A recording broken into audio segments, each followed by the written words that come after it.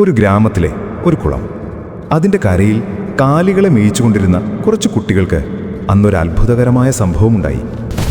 അവരുടെ മുന്നിലേക്ക് പെട്ടെന്നൊരു നാളികേരം അടർന്നു വീണു. ആ നാളികേരം പൊട്ടിക്കാൻ അവരടുത്തുള്ള ഒരു പാറയിൽ ശക്തിയായി ഇടിച്ചു. പക്ഷേ അടുത്ത നിമിഷം അവർ കണ്ടത് ഞെട്ടിക്കുന്ന കാഴ്ചയായിരുന്നു. ആ പാറയിൽ നിന്ന് രക്തമൊഴുകുന്നത് പോലെ തോന്നി. ഭയന്നു വിറച്ച കുട്ടികൾ ഉടൻ തന്നെ അവിടെ നിന്ന് ഓടിപ്പോയി. വീട്ടിലെ മുതിർന്നവരോട് അവർ സംഭവിച്ച കാര്യം പറഞ്ഞു. ഗ്രാമവാസികളുടെ നേതൃത്വത്തിൽ പ്രശ്നം വെച്ച് നോക്കിയപ്പോൾ ആ ശിലയിൽ വീരഭട്ടരിക ദേവി കുടികൊള്ളുന്നുവെന്ന് തെളിഞ്ഞു. ദേവിയുടെ അനുഗ്രഹം നാടിന് ഐശ്വര്യവും രക്ഷയും നൽകാനായി അവിടെ ഒരു ക്ഷേത്രം നിർമ്മിക്കണമെന്ന് പ്രശ്നത്തിൽ വിധിയായി. അന്നു മുതൽ നാളികേരം ഇടിച്ചു പിഴിഞ്ഞ് അതിൻ്റെ കൊറ്റൻ ദേവിക്ക് നിവേദ്യമായി സമർപ്പിച്ചു തുടങ്ങി. കുരുത്തോല പന്തലിൽ കുമാരന്മാർ ബാലികാവേഷമണിഞ്ഞ് ദേവിക്ക് മുന്നിൽ വിളക്കെടുക്കുന്നു.